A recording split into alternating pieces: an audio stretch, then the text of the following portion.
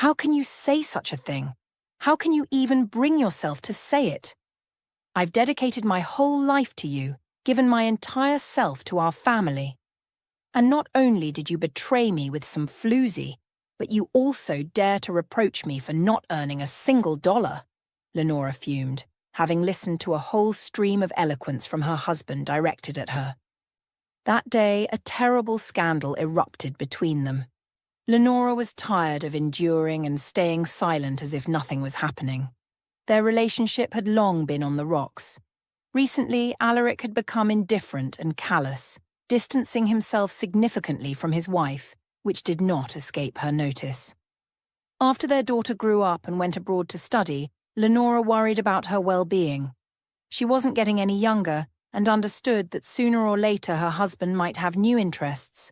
The only question was how far it would go. When Lenora realized that Alaric had someone else, she hoped it was temporary. Everything will be fine. He'll have his fun and come back. Where else would he go? He can't just up and leave the family after so many years together. They're united by their daughter. Yes, of course she's grown up now, but so what? Celeste would never forgive her father if he left her mother. Family had always been exemplary for her. And if Alaric treats his wife this way, what example will he set for his daughter? How will he look her in the eye afterward? Lenora consoled herself with these thoughts, not even realizing how bad things really were. Her husband was seriously and long-term involved with his new passion.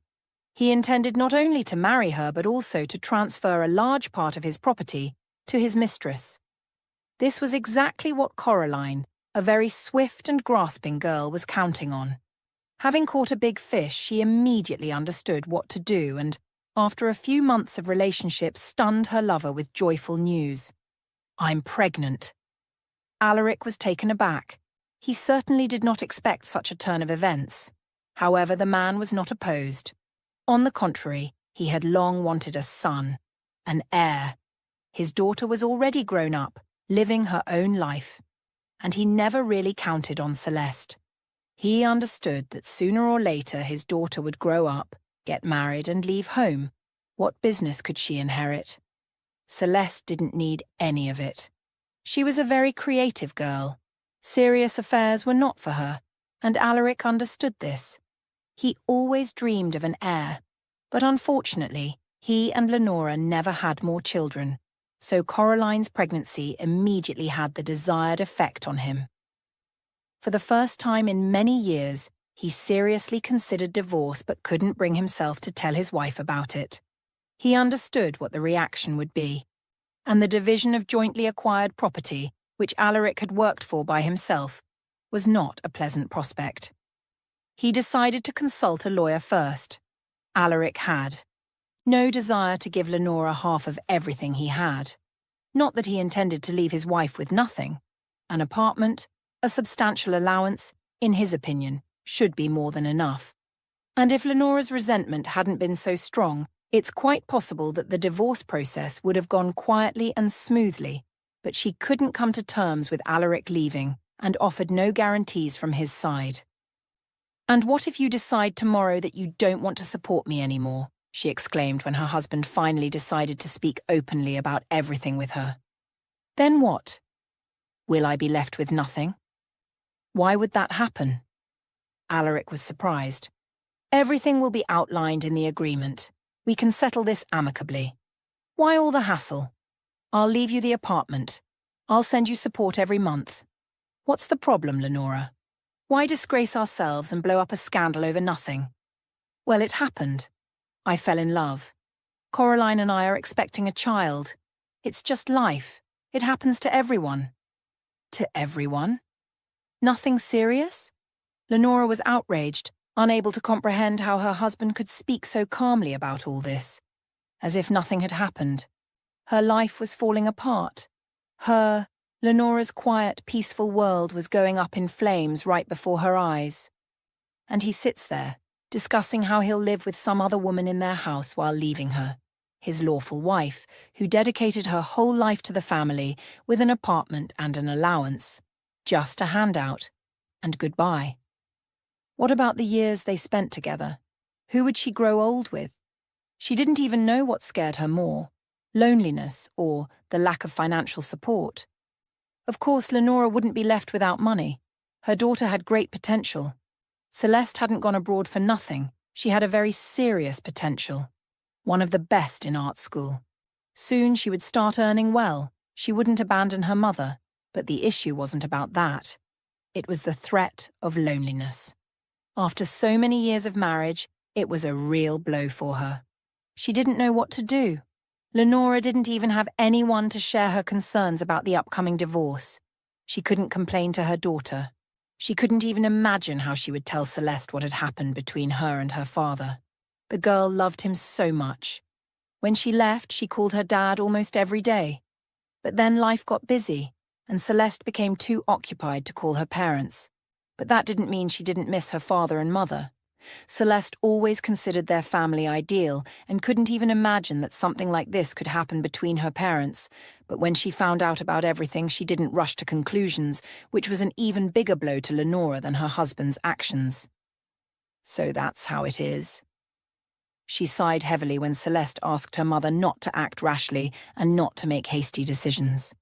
And I thought, you'd support me, but instead, and you call yourself a daughter, although I can understand you, of course, who will sponsor your education abroad and send you money for a comfortable life. For God's sake, Mom, what does that have to do with anything? Celeste exclaimed. Celeste understood that her mother's soul was in turmoil, which she couldn't handle on her own, but the girl didn't see a tragedy in what had happened. Her father, of course, was at fault, but what could be done? Well, he fell in love and honestly confessed everything. He didn't beat around the bush, didn't lie or grovel. How many men live double lives for years, trying to appease the mother, Celeste thought. They lie without blushing, come home every evening, eat their wife's pies, and the next day jump into bed with a young mistress. Better a bitter truth than a sweet lie, isn't it? No, it's not like that, exclaimed Lenora, who didn't care at all about her husband's infidelity. It would have been better if he continued his affairs, but nothing went this far. Her daughter's position amazed her. How do you not understand? She fumed. They'll have a child, and that's it. It's all over. Or do you think you can compete with him for Dad's money? No way. Right now, he's all noble, supposedly wanting to part amicably, not to deprive anyone. But a year, 2, 3 will pass, and we won't be needed at all. Not just me, but you too. That young vixen will twist him around her finger, and you won't see a penny from your father. Celeste thought her mother was exaggerating, but Lenora had her arguments. She wasn't going to give up and retreat easily. Sitting idly was not in her character. Action was needed, she decided. After all, there must be some levers of pressure on her husband, and the law was on her side. Why should she agree to an apartment and some vague allowance when she had the right to half of Alaric's entire estate and the possibility of living comfortably for the rest of her days? Naturally, Lenora didn't intend to reveal her plans to Celeste. After her daughter showed herself from such an unexpected side, she tucked her tail, fearing that her father would stop paying for her education abroad and sending her money. Her daughter chose so-called neutrality, which Lenora considered blatant hypocrisy. If only I had known that my daughter would repay me like this, I wouldn't have invested so much in her, Lenora thought, sitting on a bench in the park. She went there to clear her thoughts after another argument with her husband, who wanted to start the divorce process as soon as possible. Alaric still hoped that they could resolve the issue amicably. He pleaded with her as best he could, but Lenora was adamant. "You want me to give everything to your little girl?" she sneered. "Are you out of your mind? Are you sick? Get your head checked. It seems you need it. And I'm not going to discuss this anymore. I won't give. Up half of your estate." She knew that almost everything was registered in Alaric's mother's name, but she understood that it could easily be proven in court. "I'll expose you," she continued. "You and your little girl will have more than enough money. And I have old age ahead, and I'm not going to depend on anyone. I spent my whole life on you, and you got rich solely because of me. Have you forgotten who you were when we met? A nobody. And you were called nothing. A mama's boy who couldn't tear himself away from Odessa's apron strings. And with me, you gained everything. Absolutely everything. And I have just as much right to it as you do. That's it. End of discussion. Alaric was sickened by having to endure his wife in his house. He dreamed of the day he could bring Coraline here, and the girl herself dreamed of becoming the full-fledged mistress of her lover's mansion and calling him her lawful husband. For her, this marriage was a lucky ticket to a new, completely different life, and she wasn't going to miss her chance. She had wandered around the capital for so many years, moving from one job to another, from one rented apartment to another. She was tired of it and wasn't going back to her past life, especially since fate seemed to be on her side. If it weren't, she wouldn't have gotten pregnant. And Alaric would never have decided on a divorce if not for the child. The man was satisfied with everything and wasn't going to change anything. The future heir changed everything. Alaric had always dreamed of a son, and now he would soon be born. Just a little longer to wait. Just a few months separated the man from his cherished goal, which had recently seemed completely unattainable. The man was grateful to fate for this generous gift. He was ready to carry Coraline in his arms. Coraline was so happy that even her mother's doubts couldn't stop her. Their relationship had always been difficult, but after Coraline left home and didn't send a single penny to her mother and sister for Cecil years, they grew even colder. However, her mother still softened, because despite everything, Coraline remained her daughter. Although she couldn't understand why her mother had taken that freeloader into their family. So what if she was the daughter of some deceased friend who had a child with who knows whom? When her mother announced that she would soon have a younger sister, Coraline showed no enthusiasm. When her mother told her about it, Coraline was on edge, which was quite understandable. They already lived poorly, and now another mouth to feed.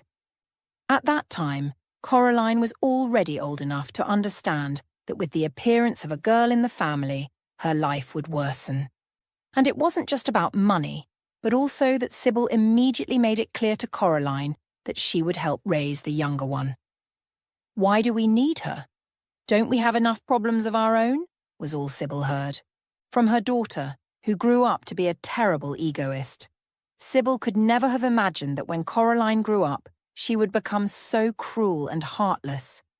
Sybil didn't teach her this and couldn't stop wondering where it all came from in her daughter. It was especially hard for Sybil to watch Coraline hate the unfortunate orphan. Isolde is not to blame for her harsh fate. Put yourself in her place. Imagine how you would feel if you were left all alone. Oh, Mom, enough of this lyricism. Coraline would cut her off. She had a child with who knows whom and then ran off to the afterlife. Well done. No words, just none. It doesn't take much to dump your daughter on a friend. A deed worthy of respect, I won't even argue. And you're no better. She made a promise. So what? She could have broken it. Did you think about my future? How will I live? Are you a millionaire to support 2 children? Sybil understood that Coraline was right, but she couldn't do anything about herself or the promise she had made to Melisande while she was still alive. After all, they were friends, and Sybil was sure that if something happened to her, Melisande would have done the same. How could she leave a defenseless orphan without care? Yes, of course there are orphanages, which Sybil was constantly reminded of by Coraline. But what kind of life is that? Isolde certainly didn't deserve that. After a while, Sybil didn't even hide that she treated her adopted daughter in a special way, and, what was most frightening for Coraline, she found justification for herself. But she's an orphan, her mother lectured. She lost her mother so early, you wouldn't wish it on an enemy. And besides, Isolde is younger, and you, as the older one, should support her, set a good example. Daughter, when will you finally get along? Isolde feels very uncomfortable in our family because you look at her like a wolf. You can't do that. It's somehow inhumane. How tired Coraline was of all this. After some time, she had to pretend that she had changed her attitude toward her sister. But in reality, she dreamed of only one thing: to finish school as soon as possible and leave. And you, Mom, take care of Isolde as much as you want, Coraline thought. Just don't involve me in it anymore. Coraline was not thrilled that her mother wanted to arrange her beloved Isolde's future at her expense. When she learned about her daughter's upcoming marriage, Sybil initially gasped and sighed, but soon after thinking about the situation, she decided that this marriage was beneficial not only for her daughter, but also for Isolde. If Coraline marries a wealthy man, then Isolde may also have a decent future, she said. But Coraline had no intention of moving her relatives into her marital home, and there was no question of financial help. When her mother mentioned it, Coraline harshly cut her off. "I'm still on shaky ground," she exclaimed. "And you've already made grand plans for 100 years ahead. I haven't even moved in with him yet. Alaric is facing a complicated divorce. His witch doesn't want just an apartment and support. She wants half. So, there's no talk of moving. When the son is born and I become the only and irreplaceable one for Alaric, then maybe I'll think about letting you settle down too. But for now, forget about it. I won't let anyone spoil my plans. It's enough that his wife will be putting spokes in our wheels until the end. Unfortunately, it's already more than obvious that there won't be any quiet, peaceful divorce. We'll have to fight for the future. And I won't miss my chance. I'll lie down in death, but I'll secure my place in a happy family life." "God bless you, daughter, God bless you." Sybil sighed heavily, who was, of course, very concerned about the significant age difference between Coraline and her future husband. But on the other hand, where else could she find another wealthy husband? Young men are often poor, and even if they're not, try getting along with their parents. Usually in-laws don't like provincial brides, especially those who have nothing to their name, and Coraline was one of those. No education, no upbringing, nothing at all. She was very lucky to meet such a man on her way. Such a chance comes only once in a lifetime. And Coraline couldn't help but take advantage of it. Planning her happy future, she couldn't even imagine what lay ahead for her and Alaric. As planned, Lenora didn't sit idly by, and an opportunity to assert her rights came to her unexpectedly. She didn't expect fate to provide her with such a wonderful chance to settle scores with her betraying husband. When Ambrose, an old friend and business partner of Alaric, called Lenora, she could hardly believe her ears at first. "What could he want from me?" she thought to herself as she prepared for perhaps the most important meeting of her life. "What can he offer me? And most importantly, why?" There were more questions than answers, and there was no point in worrying until everything became clear. The thought crossed Lenora's mind that this could be a setup by her husband. That couldn't be ruled out either. Why would Ambrose, with whom Alaric had shared business and a strong friendship for so many years, plot against him? Why all this? For what purpose? Lenora got her answers that same day when she met the person who turned out to be the only one ready to help her. Naturally, Ambrose wasn't doing it for her, but for himself. But who cared? The most important thing that united them was the desire for revenge. Lenora and Ambrose were ready to go all the way and achieve their goals, no matter the cost. It turned out to be much more cynical and prosaic than Lenora could have imagined. She thought about what Ambrose might need from her and why he would help her. There were no apparent reasons. From the outside, their relationship with Alaric seemed friendly businesslike, and the man couldn't even imagine how sharp a grudge his partner held against him. And there was a reason for it. Lenora never expected to hear such secret details about her husband. After that conversation, she couldn't recover for a long time and couldn't answer what angered her more: that Coraline wasn't the first with whom Alaric cheated on her, or that her husband wasn't at all the person he pretended to be. Here was the true face of the respectable family man Alaric appeared to be in the eyes of his wife and daughter. But in reality, he was just a regular womanizer, not just chasing every skirt, but drawn to young girls. Lenora, in her naivety, thought it was age-related, and that her husband started cheating on her to get something on the side that she couldn't give him due to her age: youth, beauty, passionate emotions, recklessness.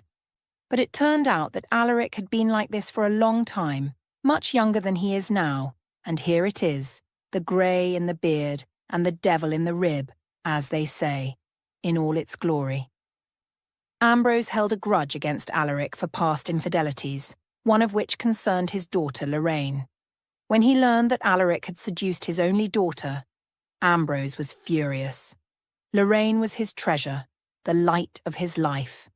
Ambrose loved her dearly and protected her like a crystal vase. Unlike Alaric, who always dreamed of a son, Ambrose was happy to have a daughter. How outraged he was when he found out that his best friend had shamelessly and brazenly seduced her. "Damn friend, damn him," Ambrose fumed.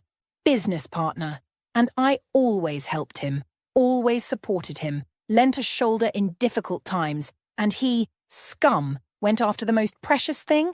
Ruined my girl's entire life, crippled her fate." Lorraine hesitated for a long time to confess to her father, but did so when she found out she was pregnant. She was confused and didn't know what to do. She was planning to marry a decent young man from a good family who truly loved her. She didn't, but her father chose this groom for her. And Ambrose wouldn't wish her harm. Lorraine was sure of that.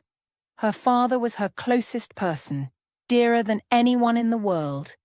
And she couldn't forgive herself for disappointing him so much. She had never felt such a strong sense of guilt before. "What attracted you to him?" Ambrose fumed. "He's old enough to be your father. He has Celeste, who's almost your age, just a few years younger. How could you end up in bed with him? Explain to me, please. I found such a good match for you. Matthew loves you so much, adores you, and after what you've done, everything could fall apart.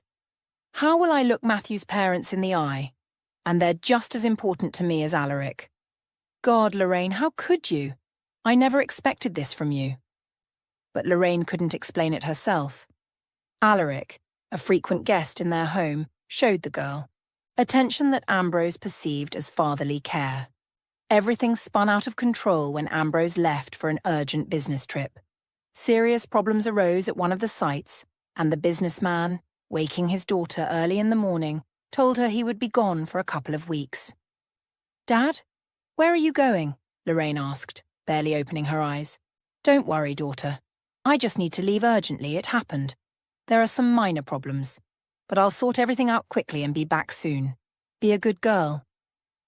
Lorraine couldn't imagine that her father's absence would be fateful and change her life forever. Before leaving, Ambrose kissed his daughter, and about half an hour later, Lorraine was fast asleep again. She was so tired that she didn't even have the strength to worry about her father. She knew that Ambrose would surely handle any troubles. This wasn't the first, and wouldn't be the last difficult situation in his life. In the hustle and bustle, the man completely forgot that he had arranged to call Alaric. They wanted to meet and discuss something very important, but it just slipped Ambrose's mind. He didn't set a meeting with his business partner, so he completely forgot about it. But Alaric, as soon as he woke up, started calling Ambrose, but the phone was unavailable. The worried business partner, who didn't like this at all, decided to visit uninvited. And why not? I have every right, he thought. Ambrose and I are connected not only by business, but also by friendship. There was nothing special about such a visit. How surprised Alaric was when a sleepy Lorraine came out to him, awakened by the guard because of the unexpected visit. "Dad left," she said. "Really?" Without warning, and we agreed to call. "That's not like him," Alaric was surprised. "Well, apparently, there are some really urgent matters," Lorraine shrugged. "He'll figure it out himself." "All right. Do you want to grab some coffee?" "I wouldn't refuse," Alaric smiled charmingly. Word by word, they got into a conversation, and by evening, Lorraine was sitting in a restaurant with her father's friend. "Shall we go for a walk or something?" Alaric casually suggested. "Why sit at home? It's kind of boring. And I have a free day today. I was planning to arrange a meeting with your father, but as you can see, it didn't work out. Let's go somewhere. I haven't been to decent places in ages. It's all work, damn it. I'm so tired you just can't imagine." Naturally, Lorraine agreed. She was not averse to spending time in pleasant company. With Matthew, whom she was going to marry, they couldn't find common ground. The young man was so shy and indecisive that Lorraine could hardly imagine how he would manage her father's business in the future. She wasn't interested in him at all, even though he truly loved her. With Alaric, it was completely different. Lorraine didn't expect to fall in love with him so quickly. Father was delayed. He called his daughter the next day and said he wouldn't be back for at least 2 weeks. "Lorraine, I might have to stay for a month," said Ambrose. "We'll see how it goes. Just don't worry. Everything is fine with me." Lorraine didn't tell her father about Alaric's visit. At first, she didn't understand why herself, but after some time she realized she didn't want Ambrose to know about her informal relationship with Alaric. It was completely unnecessary. "We can't have a future together anyway, and if my father finds out about everything, there will be a terrible scandal," she thought. Lorraine didn't know she would get pregnant. Fortunately, she realized it in time. Ambrose was able to help his daughter get out of this monstrous situation. He struggled to hold back from telling Alaric everything he thought of him. Silence cost him a great effort. He dreamed of revenge, literally fantasized about it. And as soon as Alaric began his divorce proceedings, he realized it was time to act. However, Lenora didn't understand what this story had to do with their separation and how Alaric seducing Lorraine could help her get half of his property. "I don't even know myself," Ambrose admitted honestly. "I just thought it was a good opportunity to ruin his reputation. Of course, ideally, we should find something else. It's unlikely my Lorraine was the only victim of his schemes." "Yes," Lenora nodded. "But what will it give us? Your Lorraine was already an adult when their relationship started. It's bad, of course, that Alaric cheated on me. But honestly, it's not much of an argument.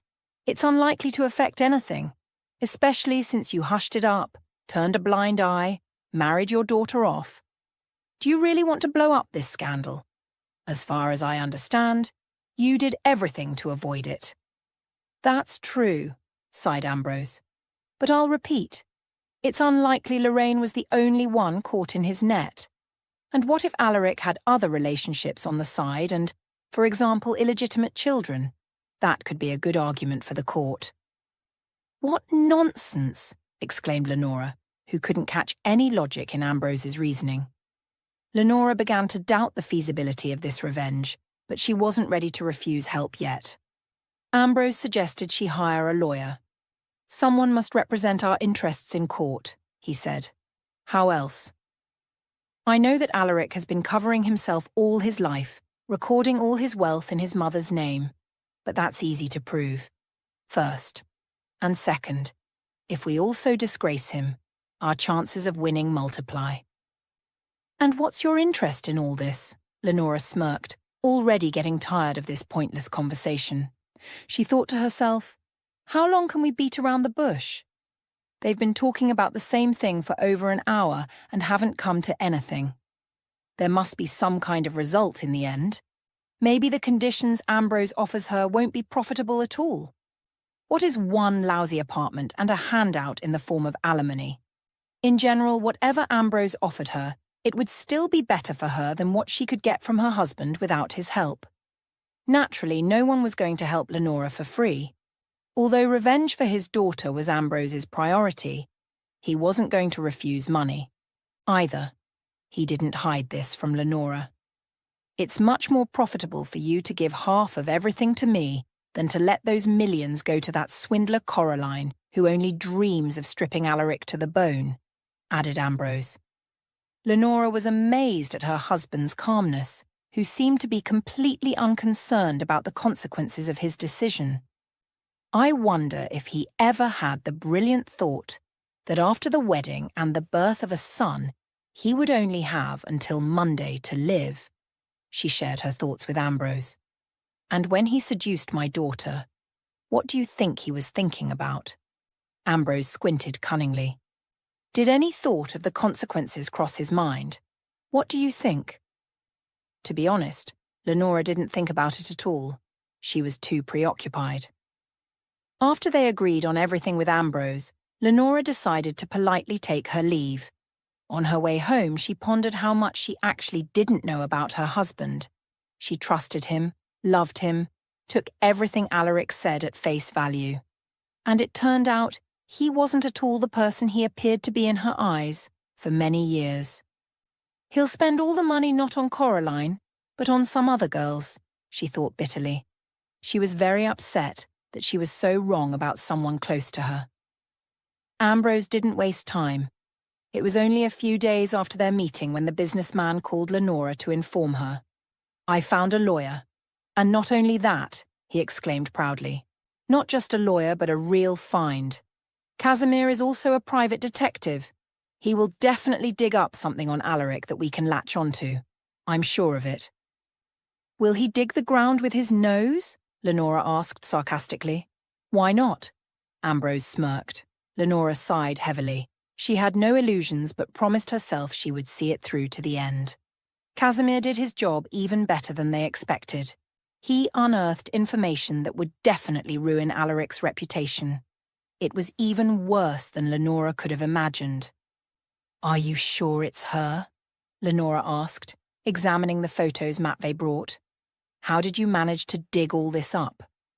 "Let's not ask unnecessary questions," the lawyer smiled. "I won't go into the details of my work anyway. I have no doubt that this young lady is your husband's daughter." "How did you find out?" "I followed her. She drank coffee at a stand, threw away the cup. I picked it up, did a DNA test. Your husband is her father. Here are the results." Matvey handed Lenora an envelope. Lenora was very surprised. "How do you know all this?"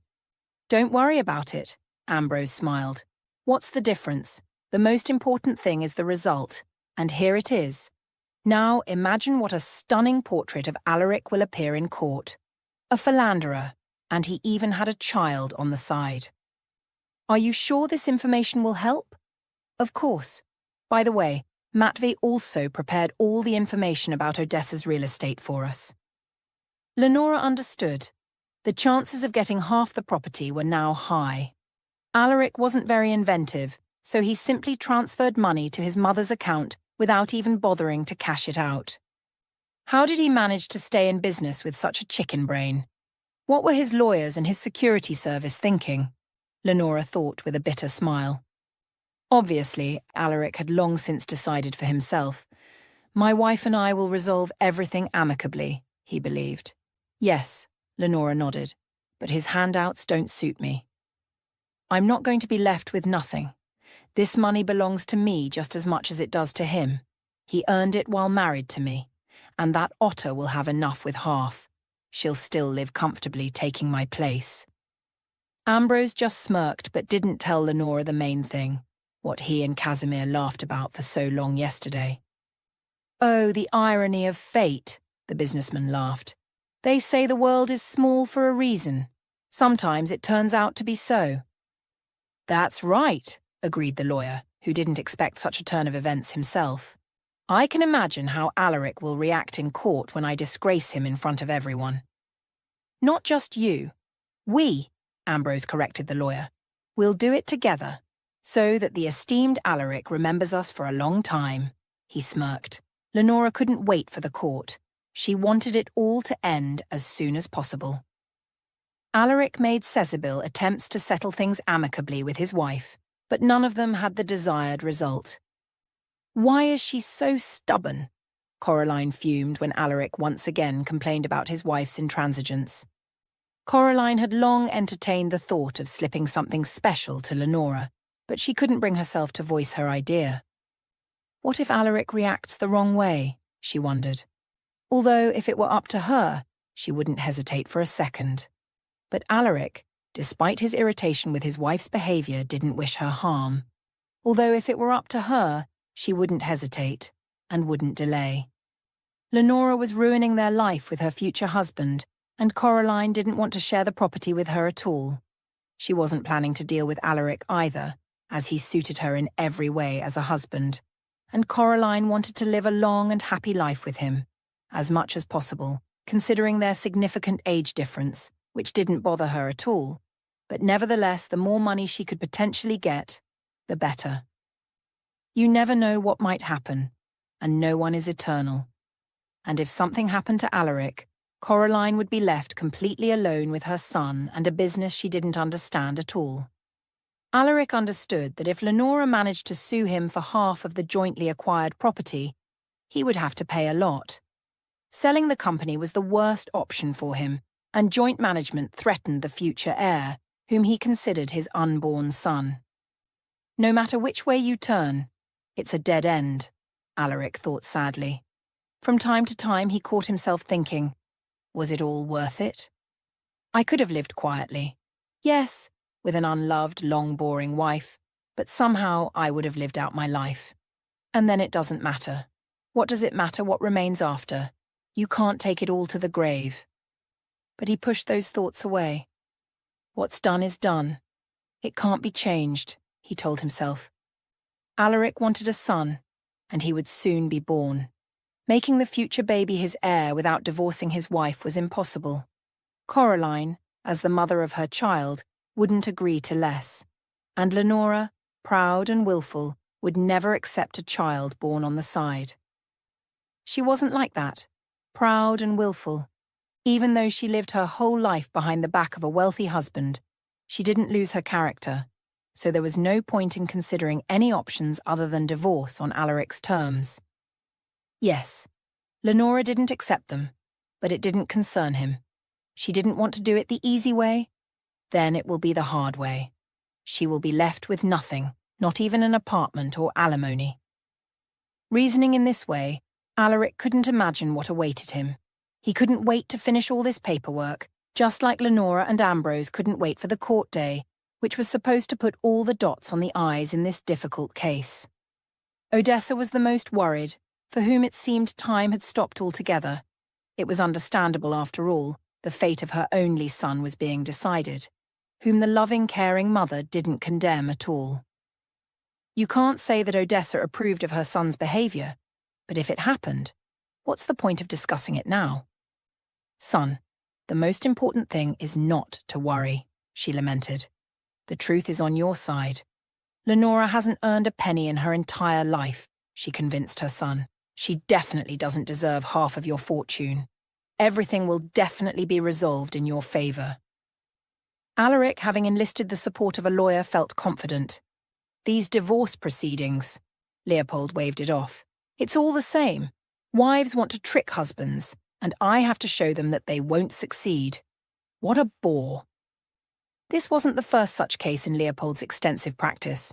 I've eaten a dog on such cases, he liked to say, and no one doubted it. At least among his clients, there were no dissatisfied ones, and Alaric was confident in the successful outcome of the case. How shocked he was when Casimir disgraced him right in the courtroom. Alaric was smeared with mud from head to toe, not shying away from even the dirtiest details. And the cherry on top was the photo of the girl, seeing which Coraline almost fainted. Her eyes darkened, and her knees buckled. The lawyer continued to speak. Do you really think that Lenora, an honest, decent wife, doesn't deserve to get what is rightfully hers by law? Coraline heard. Alaric not only cheated on his wife but also had a child on the side. However, he didn't know about his daughter's existence because he never cared about the life of his casual lover. But, as you know, everything secret eventually becomes known. This is slander, Alaric protested, who had no idea he had another daughter. This has absolutely nothing to do with the case, insisted his lawyer.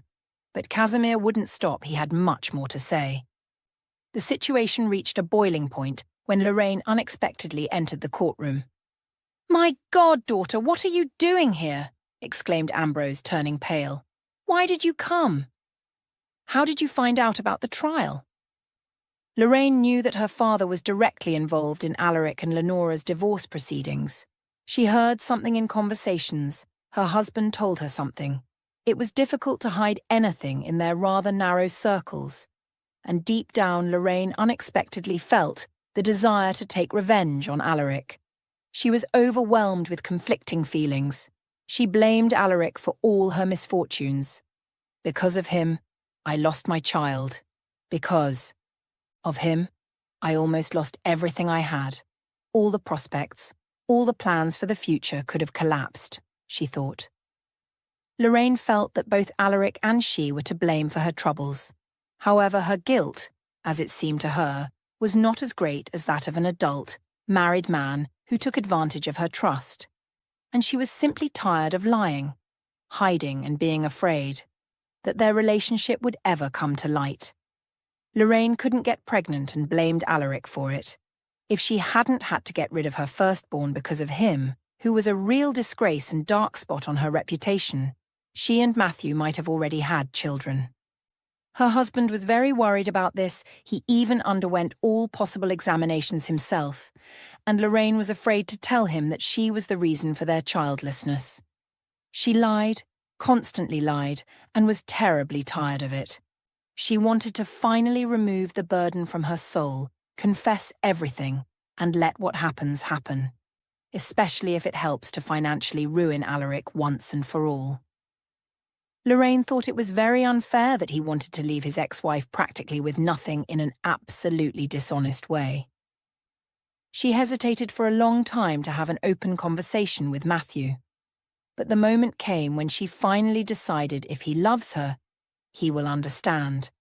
And if not, then all his beautiful words and confessions are worthless, which Lorraine took at face value and felt a burning sense of guilt towards her husband for deceiving him. She was ready for any reaction. The most important thing was to finally untie this knot and start living calmly with a clean slate and a clear conscience, without hypocrisy and lies. And whether with Matthew or not, it was up to him to decide. If her husband truly had strong feelings, they would overcome everything together, and if not, well, then so be it. Getting pregnant, Lorraine decided to have an abortion, believing that the child would be a disgrace and a stain. Better bitter truth than sweet lies, she decided, and openly confessed to her husband. Matthew was, of course, in shock, so shocked that he didn't immediately know what to say. He loved Lorraine, loved her very much, and this love only grew stronger. Such a misunderstanding was unlikely to affect his feelings. The only thing that truly hurt Matthew was what Lorraine said about children. That was really very upsetting. "But the doctors give good forecasts?" he asked.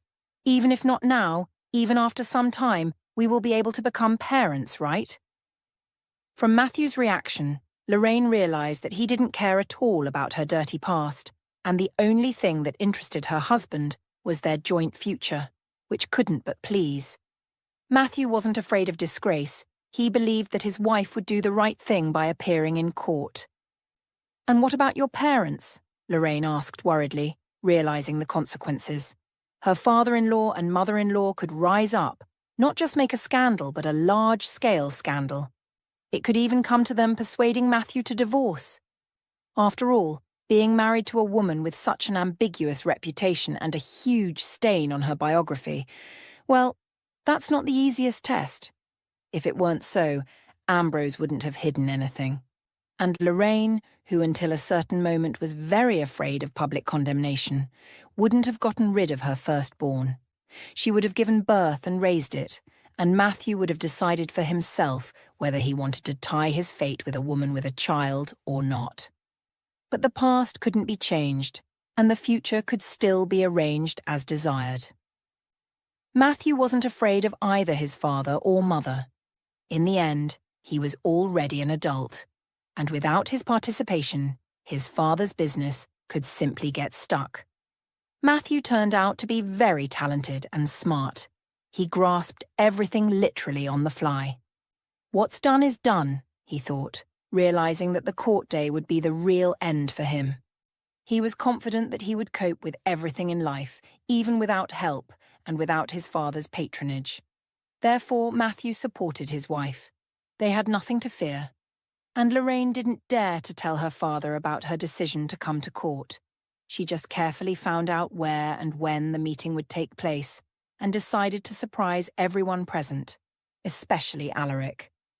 Lorraine was terribly eager to see his face when he would be disgraced once and for all, finally and irrevocably. Not that after everything Alaric had done, no one would shake his hand. It wasn't about that. It was just that people with an ambiguous, scandalous reputation in narrow circles were treated in a certain way. One thing was to have something in common with a married, family, responsible, untainted person. After all, what kind of person you are in life is what you are in business. And after everything that happened, it was unlikely anyone could trust Alaric. He understood this and already regretted starting it all. "May this divorce be cursed," Alaric fumed, gradually losing his temper with anger. Coraline fully shared his feelings. She couldn't have expected that, in addition to his wife and daughter, she would have another rival, claiming the future husband's money. And who? That little brat Isolde, Coraline thought. Coraline couldn't believe it was true. Where could this wealthy man have met such a floozy, she wondered. Isolde's biological mother tragically died when the girl was very young, leaving her with Sybil, who simply couldn't refuse her friend. Her mother never told Coraline about Isolde's father, and Sybil didn't know much herself.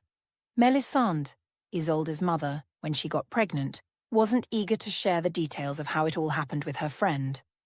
Sybil only knew that Melisande had been seeing some visiting dandy. He wasn't here long, and his trail quickly vanished. And he left such a gift, it seems, Sybil sighed heavily. When Isolde was born, Melisande looked happy, but she couldn't rebuild her personal life after breaking up with her first husband, Peter. Peter was a rare bastard, Sybil said, but Melisande loved him very much. After he left her, Melisande couldn't heal her emotional wounds, and the years went by. What normal woman doesn't want simple family happiness? What normal woman doesn't want to become a mother? But raising a child alone is very hard. Not everyone can handle it, and Melisande couldn't. Right after Isolde was born, Melisande made Sybil promise to take care of the girl if something happened to her. Her anything can happen in life, she said. But she never mentioned the girl's father, and Sybil didn't pry. She wasn't the kind of person to poke into someone else's soul without permission. Although if she knew what kind of father the girl had, she would definitely have shaken money out of him. Well, if you sinned, pay up, because a child shouldn't live in poverty. And Alaric realized he had many sins too late. Yes, I cheated on my wife, more than once. So what? Many live like that, and wives keep quiet and endure, especially with rich husbands, Alaric reasoned. But Lenora wasn't going to keep quiet and demanded half of all the property during the divorce. May this half be cursed, Alaric thought, who still had to split the jointly acquired property equally with his ex-wife. No matter how his lawyer fought, nothing worked. All financial transactions with Alaric's mother were written in water, and Lenora was able to prove their common nature. Why did I pay so much money to a lawyer if I lost anyway? Alaric fumed. He not only lost part of his fortune, but was also disgraced in front of everyone. And it's all because of that snake, Alaric fumed. Who asked her to open her mouth? Enraged, he ran out of the courtroom, continuing to fume. Who pulled her into bed? She jumped in herself and was happy. And now she's playing the saint. Alaric seethed with anger, blaming everyone around, but not for a second did he think about his own guilt. But no matter how angry Alaric was, he couldn't change anything. After the court, he even changed his mind about getting married, although he had long believed that Coraline was his last chance for a new life. They treated me like a fool, he thought, and greedy women scattered my fortune bit by bit, giving nothing in return. This thought was especially galling. He didn't plan to share his money with either his ex-wife or the suddenly appeared daughter. And in the end, I'll be left with nothing, he continued to fume. Life turned out great. He wanted to rest, but it turned out that peace was only a dream for Alaric. Sybil became active as soon as Coraline told her everything. How could I miss such a wonderful opportunity to arrange my dear girl, she thought. Now she didn't need to humiliate herself in front of her daughter, asking for permission. As it turned out, Isolde was the daughter of a wealthy man, which couldn't but please. When Sybil told Isolde everything, She immediately got excited about the idea of moving in with her father. "He must," the young girl exclaimed, "and get me into a better school and send me to college. I'm going to apply soon. He's my father after all." "Of course he must," Sybil agreed, "and if he doesn't want to, we'll sue him." Alaric decided it would be better to resolve the issue amicably. He simply couldn't survive another disgraceful court. The man didn't want to communicate with the suddenly appeared daughter. "I didn't even consider those short-term relations a romance," he thought. It was a light, uncomplicated fling. Who knew that silly girl would get pregnant? After meeting with Sybil and Isolde, Alaric strictly said, "Keep in mind, you won't get anything more from me. I've given enough for all the years I didn't raise my daughter, and I owe you nothing more. And yes, one more thing. Leave me alone, and preferably, never appear in my life again." "Who needs you?" Isolde snorted, receiving an apartment and a solid amount in a bank account as a gift. "I lived without you for so many years, and I'll live on."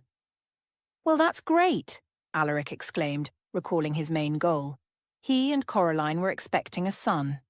Alaric dreamed of an heir, and cancelling the wedding now would be foolish. "No matter how long we live together, I'll still have a son," he thought, "and the rest isn't so important anymore." Coraline was happy that this complex and tangled situation was finally resolved. "Yes, I didn't get what I initially wanted, but what can you do? In a big family, you can't slack off," she thought. The fact that she, Lenora, and Isolde had their eyes on someone else's loaf didn't bother Coraline at all.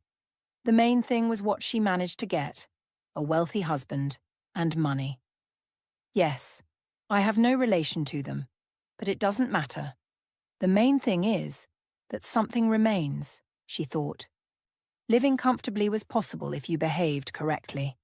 Although she had no passion or love for Alaric, she was ready to endure the nuances of living with a man who was old enough to be her father. "The main thing is to live as if behind a stone wall," she assured herself. Alaric, having somewhat recovered from everything that happened, realized that things weren't so bad. "Yes, it's undoubtedly offensive, but I solved all the problems at once, closed important issues, and gained a lot. A young wife and a long-awaited son," he thought. Everything else no longer mattered to him. Alaric didn't establish a relationship with Isolde, and the older daughter wasn't eager to get to know the sister who appeared in their life like a bolt from the blue. But everything that happened helped Celeste understand and draw certain conclusions. She reconciled with her mother and asked for her forgiveness. "If I had known earlier that I had such a father, I would never have defended him."